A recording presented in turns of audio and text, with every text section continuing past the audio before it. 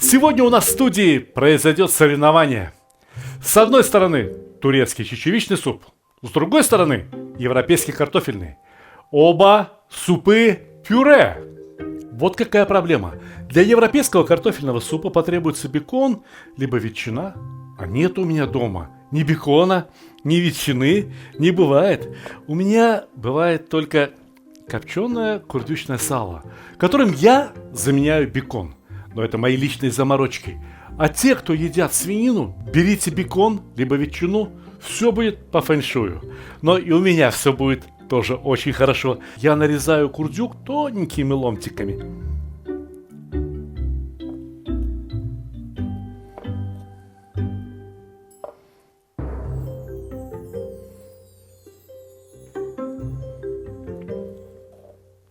Но что из бекона, что из ветчины, что из обыкновенного сала, необходимо сначала вытопить жир. И чтобы сам бекон, ветчина или даже курдючное сало превратились в тоненькие, румяные, хрустящие выжарки. Они крайне необходимы для настоящего картофельного супа-пюре.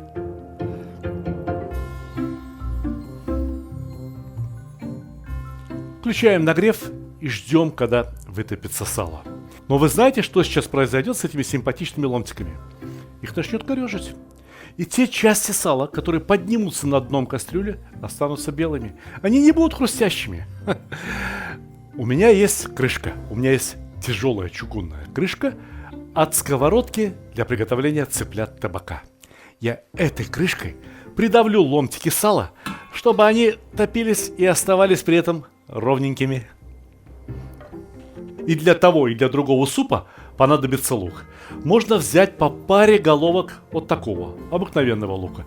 А если попадется лук-шалот, то это замечательно. По 2-3 головки вот такого лука на каждую кастрюлю.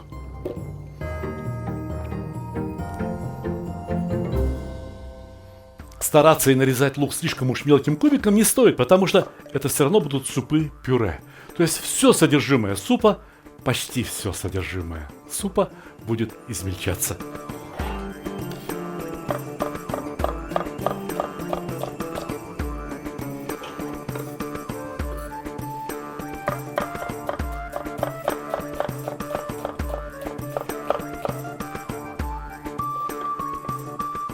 Есть еще один очень популярный картофельный суп-пюре, помимо того, что я готовлю сегодня, который называется вишисуаз. Французский суп. Но там используется лук-порей. И я спрашиваю, где лук-порей? И где мы с вами, простые ребята? Вот мне попался лук-шалот в магазине. Я и рад. Отлично получится.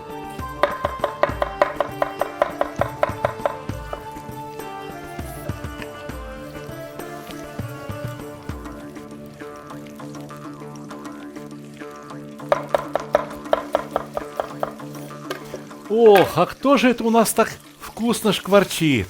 Ой, а чем же это у нас там так вкусно запахло? А ну-ка, ну-ка, ну-ка, посмотрим, полюбуемся. Жирок выходит, но ломтиком до румяности еще жарится да жарится. Однако это самый удачный момент для того, чтобы добавить несколько зубчиков чеснока. Штук 10-12. Вы знаете, каким он получится? О-о-о.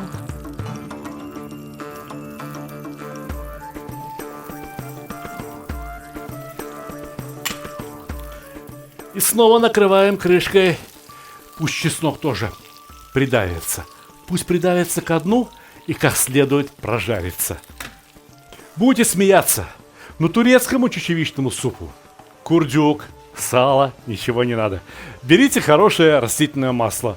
Ну, грамм 60-70, 2-3 столовые ложки.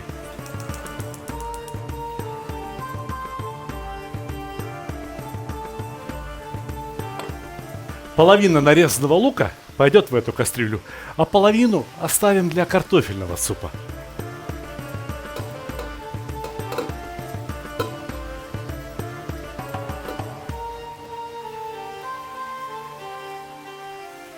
Для турецкого чечевичного супа понадобится морковка.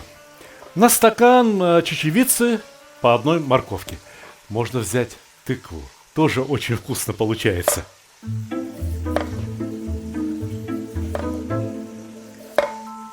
Морковку нарезаем мелким кубиком.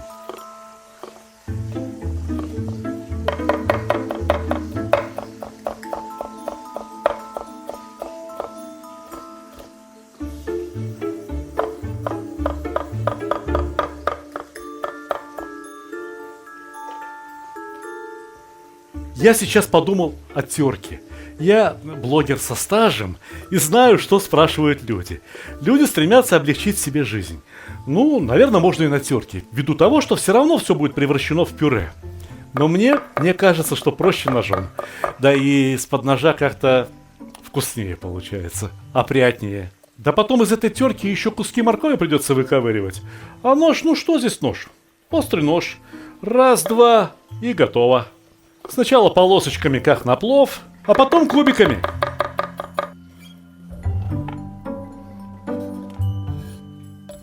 Посмотрим, как оно там шкварчит. Ага. Ох. Отличненько. Отличненько. Превосходненько. Во-первых, вынимаем чеснок. Чеснок пожарился ровно так, как надо, и запах издает. Вот этот запах копченого и запах жареного чеснока. Вот это сочетание запаха от копченого сала и жареного чеснока — это сильная вещь. Это посильнее Фауста Гёте будет.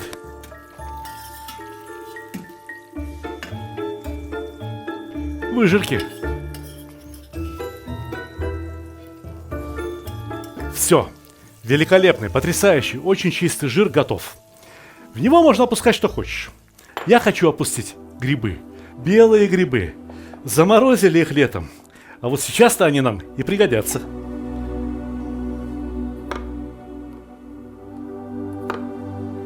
Знаете, что бы я сделал, если бы у меня не было белых грибов? Я бы взял обыкновенные шампиньоны. И, честное слово, получилось бы не намного хуже. Потому что вкусов в том супе, который мы сегодня готовим, будет достаточно много. И белый гриб, вот этот потрясающий царский гриб, он выступит всего лишь навсего одной нотой в оркестре, одной нотой в мелодии.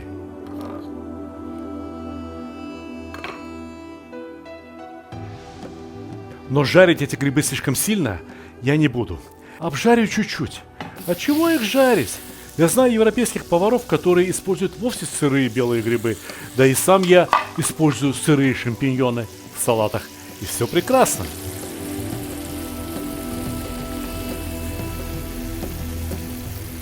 Так что обжарю их только чуть-чуть, только прогрею. А как здесь лук? О, ровно так, как надо лук. Это не лук, слушайте, это мед какой-то, мед золотистый. Самое время добавить к этому братцу луку его сестру, морковку.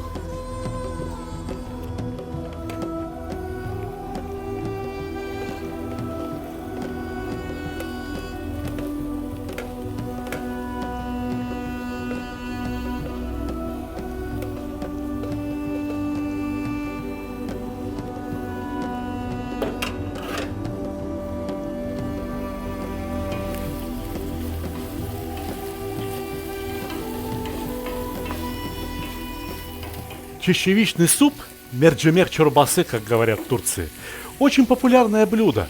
Его готовят миллионы людей, поэтому существует 1000 вариаций этого блюда. И почему бы мне, Сталику Хантишиеву, не создать 1001 вариацию? 1001 вариация мерджимек чорбасы с зирой, с молотой зирой. Моя любимая приправа. Почему я не имею права добавить в свой суп то, что я люблю?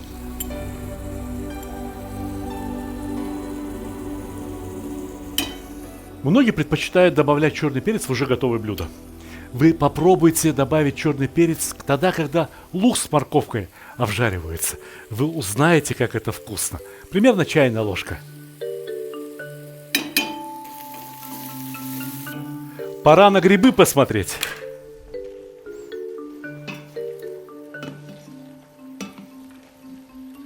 А что на них смотреть? Да это золото, а не грибы. Всего 2-3 минуты в масле на одной стороне и 2-3 минуты на другой стороне. Пойдемте к чечевичному супу. Сюда самое время добавить томатную пасту. Ох, до чего турки любят томатную пасту, как много они ее кладут. Я так много класть не буду. А еще у них есть, помимо обычной томатной пасты, точно такой же, как у нас, есть паста, которая смешана с перцем. С паприкой, либо с острым перцем. У нас такой пасты нет, не продают нам. Поэтому я закладываю пол-ложечки томатной пасты и пол-ложки аджики. Ну, как вам сказать аджики? Это, скорее всего, так можно назвать узбекская заготовка для зимних блюд. Здесь есть и острый перчик, и чеснок, и зелень. Одним словом, то, что называют огонек. Надеюсь, что и у вас нечто подобное найдется. А не найдется, готовьте с одной томатной пастой. Все равно будет очень вкусно.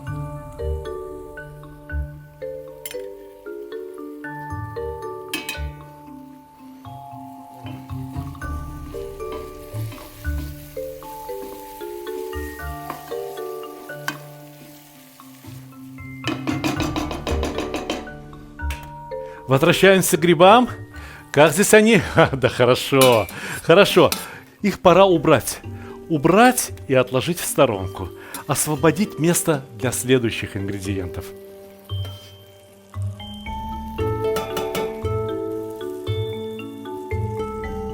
Следующий ингредиент – это лук.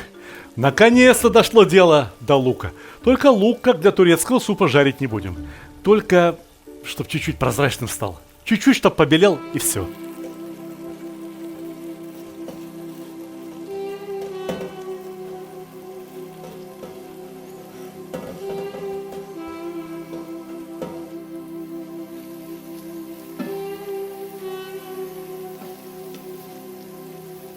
Жарится лук и жарится.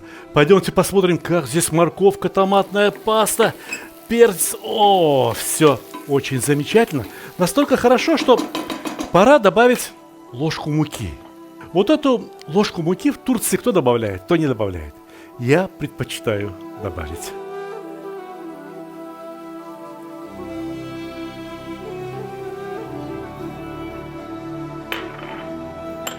И перемешать. Перемешать муку с морковкой, с луком, с томатной пастой и дать немного прижариться. От муки должен пойти особый запах. Ну вот такой ореховый запах. Как только запах пойдет, все, добавляй следующий ингредиент. А следующий ингредиент – самый главный ингредиент сегодняшнего супа. Потому что это чечевица. Чечевица красная. Чечевица арабская. Националь. Давайте откроем и посмотрим, какова она, эта чечевица.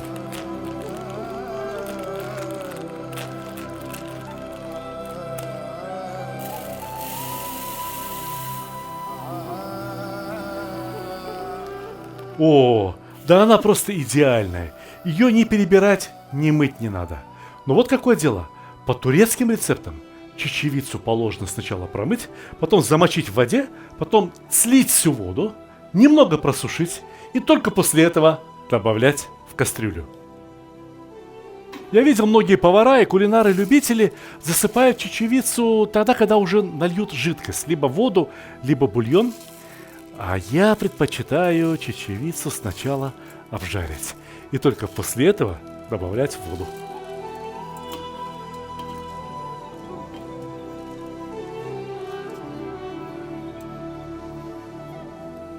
Перемешиваем чечевицу с морковью, с луком. Подождем, пока она нагреется и начнет щелкать, постреливать. Вы послушайте, что я вам скажу.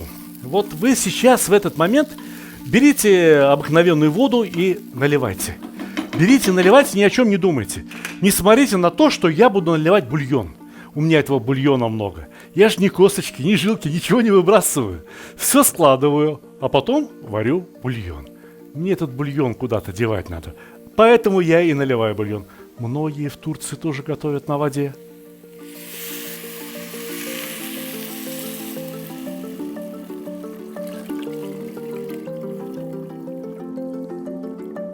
Я прошу обратить внимание. 2 стакана чечевицы – это 2 литра воды. Либо можно взять 2,5 литра бульона, если бульон у вас крепкий, хороший. А у меня был именно такой, очень крепкий, хороший говяжий бульон. Ну и все, прекрасно. Пусть варится, пусть закипит. Нам пора заниматься картофельным супом-пюре. Опа! Ох, как я вовремя! Лук ровно такой, как надо. Еще б минуточку и все. Получилось бы не так, как готовят в Европе, а получилось бы, ну, примерно так, как готовят, например, в Узбекистане. Сюда тоже необходимо добавить столовую ложечку муки.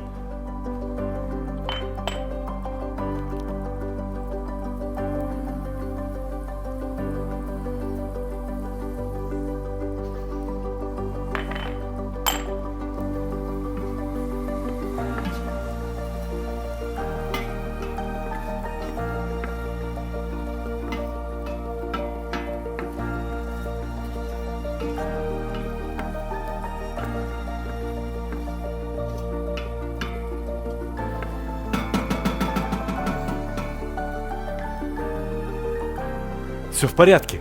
И сюда теперь следует налить бульон. Только если с чечевицей мы могли использовать и говяжий бульон, и бараний бульон, и куриный бульон.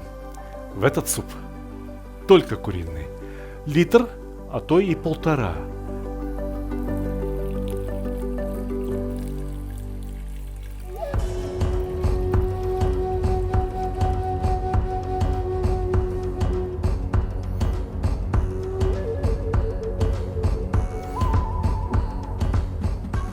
Все, пусть варится. А что у нас здесь происходит? О, какая пена.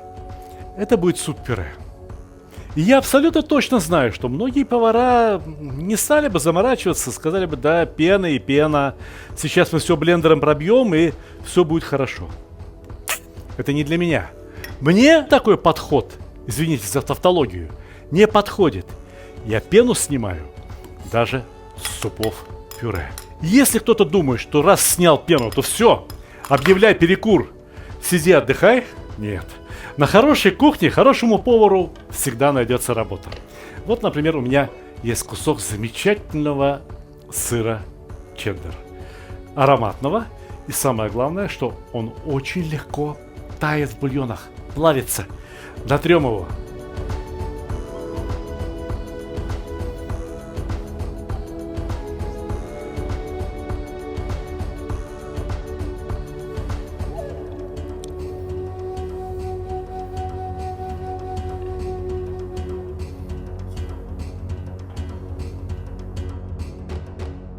Так, ух ты, да ты посмотри, мы его еще и не пюрировали, мы еще и блендером не работали, а он уже кипит так медленно, такие пузыри поднимает, они лопаются на поверхности, и вся чечевица разварилась ровно так, как надо. А ну-ка, ну-ка, ну-ка, где здесь мой любимый блендер?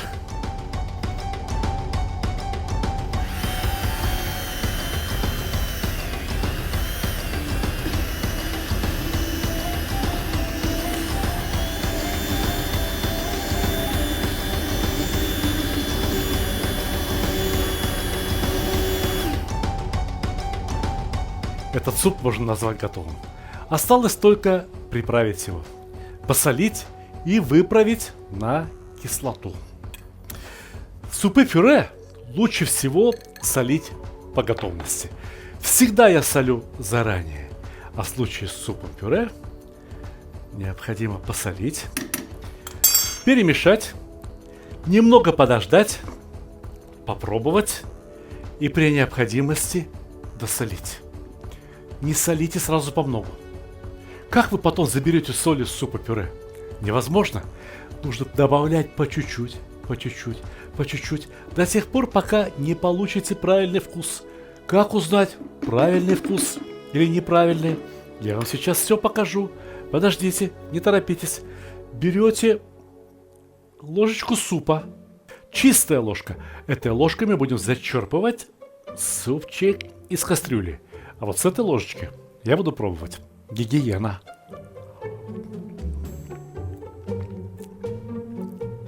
Ой, как вкусно. Но соли требуется еще. Наверное, щепоть.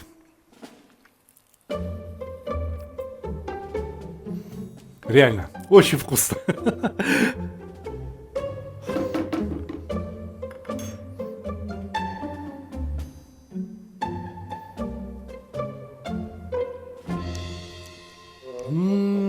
Как жаль. Как жаль, что я с этим супом не выступаю на конкурсе поваров. Мне бы сейчас сюда звезду, сюда вот такую звезду. Весь Мишлен был бы мой, и на меня бы сыпались лимоны. Но я люблю лимоны ташкентские. Они очень ароматные, они обладают приятным кисло-сладким вкусом. И сейчас самое время добавить немного лимонного сока прямо в суп.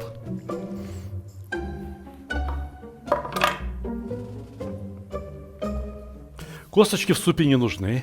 Лучше сразу убрать, предупреждаю. Косточки могут дать супу горечь. Вот этой дольки, я полагаю, будет вполне достаточно.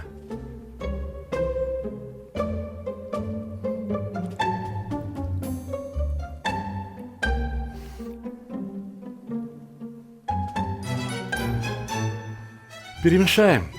Можно, конечно, попробовать, а можно и не пробовать. Потому что я уверен, все хорошо. Мне осталось сделать 2 маленьких шажочка перед подачей этого супа, пока он пускай постоит вот здесь. И мы отправляемся к европейскому супу. О, лук лежит, сирота, забыли про тебя, зеленый лук. Нарежем мелко-мелко.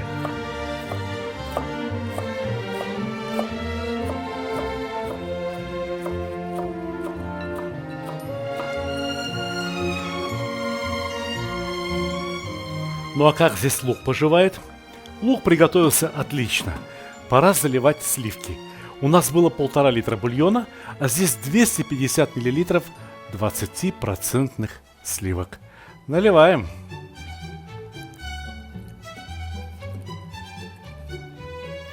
Наверное, есть желающие спросить у меня: Сталик, картофельный суп, где картошка? Но я же сказал вам, картофельный суп-пюре.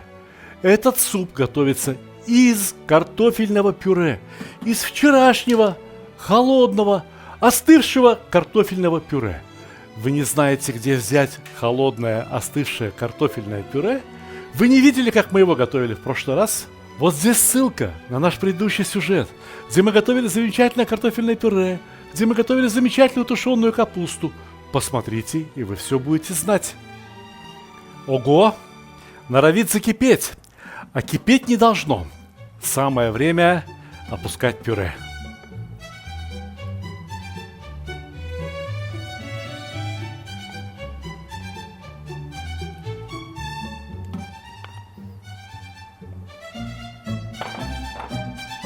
Не, ну оно, конечно, можно вот так вот перемешивать и ждать, пока картофельные комки все растворятся в этом бульоне, в этих сливках. Однако мелкие кусочки вот этого жареного лука, мне кажется, они портят всю картину. И я беру в руки мой блендер.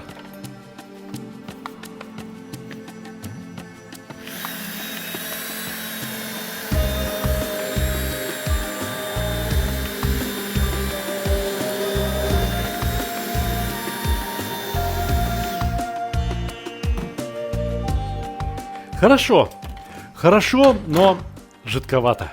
А жидковато, потому что мы еще сыр не добавили. Сыр чеддер придает необходимую густоту картофельному супу-пюре.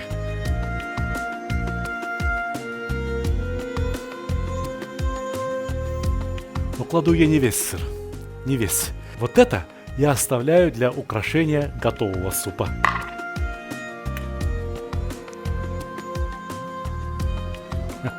Раз и растаял. Прекрасно. Отлично. Браво, браво.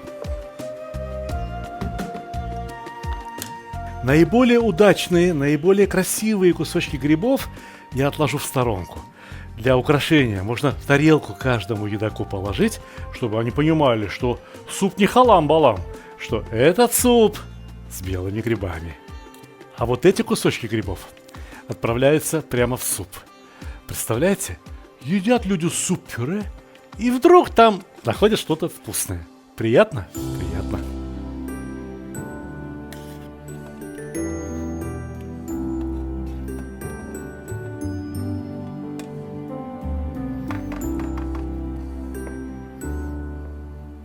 Суп, после того, как в него добавили и сливки, и картофельное пюре, доводятся до кипения, но его ни в коем случае не кипятят. И сейчас самое время добавить в суп часть зеленого лука.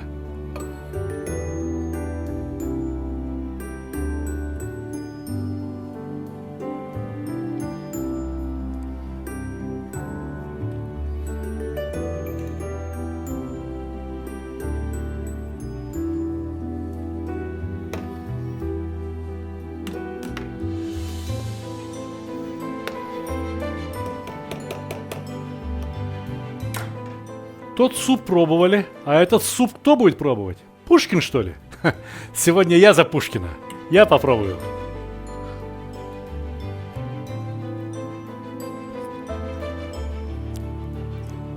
У нас здесь были кое-какие соленые продукты. Например, соленое сало. Сыр слегка солоноват. Но все-таки надо совесть иметь и добавить этому супу еще и соли. Хорошо.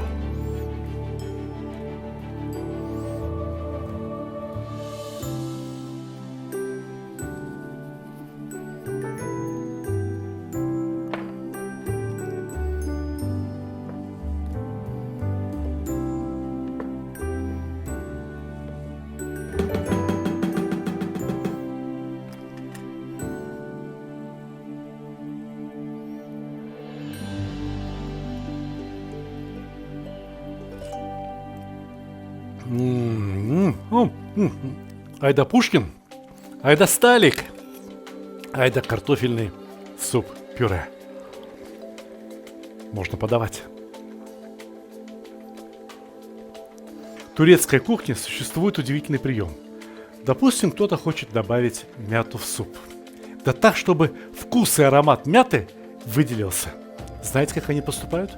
Они берут эту мяту, они ее растирают в порошок и всыпают ее в кипящее масло.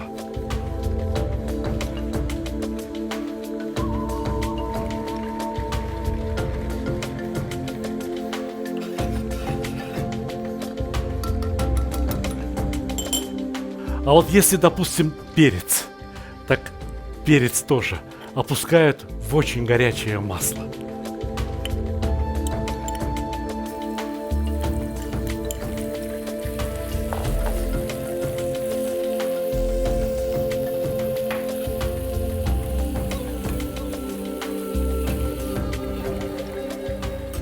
Вот теперь все готово и можно подавать. Я только хочу чечевичный суп чуточку подогреть.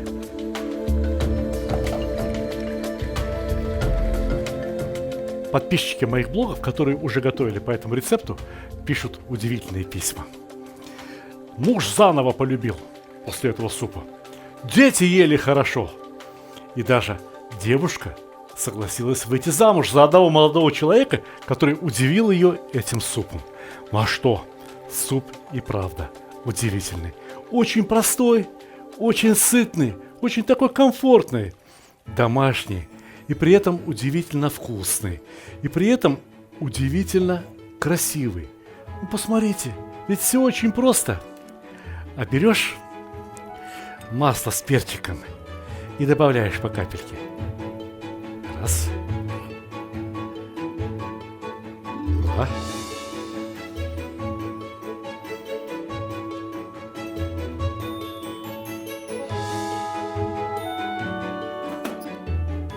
А теперь немного мяты.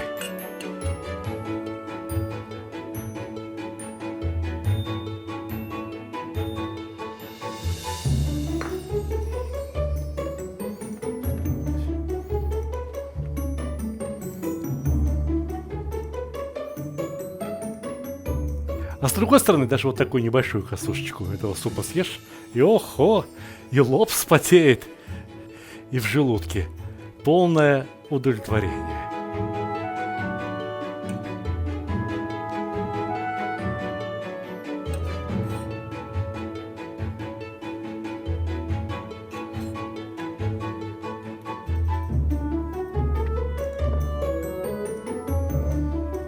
Но сегодня, в самом начале нашей программы, я говорил, что это не просто рецепты. Сегодня у нас происходит соревнование между Востоком и Западом. Очень ответственное соревнование между турецким чечевичным супом и европейским картофельным супом пюре. Картофельным супом пюре с грибами.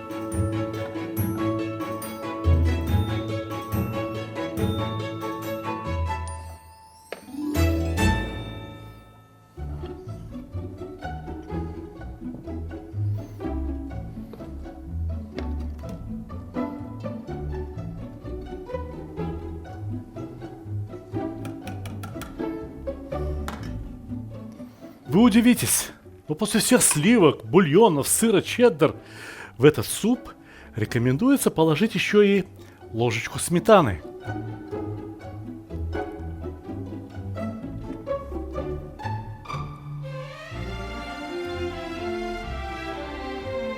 А вокруг той сметаны добавить всевозможные украшения. Например, зеленый лук.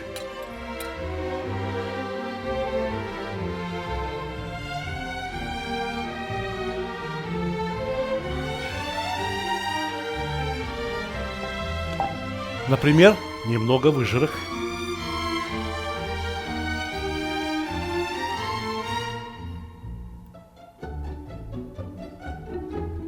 А еще по щепотке сыра чеддер.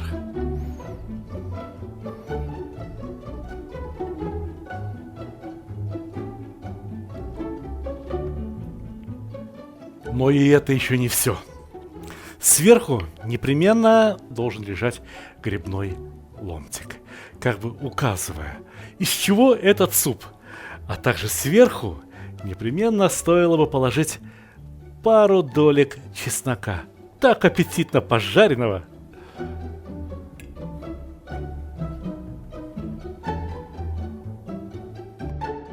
Вот и завершается наше соревнование, завершается наш сюжет.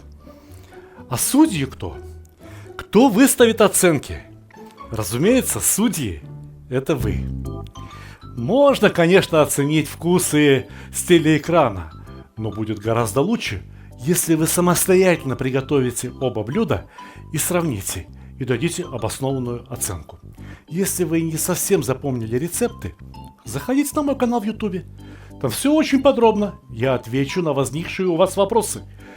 Там же, в комментариях, вы сможете поставить оценку европейскому картофельному супу-пюре и турецкому чечевичному супу-пюре. Вот тогда-то мы и узнаем правду. Ну а пока что я желаю вам огромных успехов в кулинарии, хорошего настроения и, конечно же, как всегда, приятного аппетита!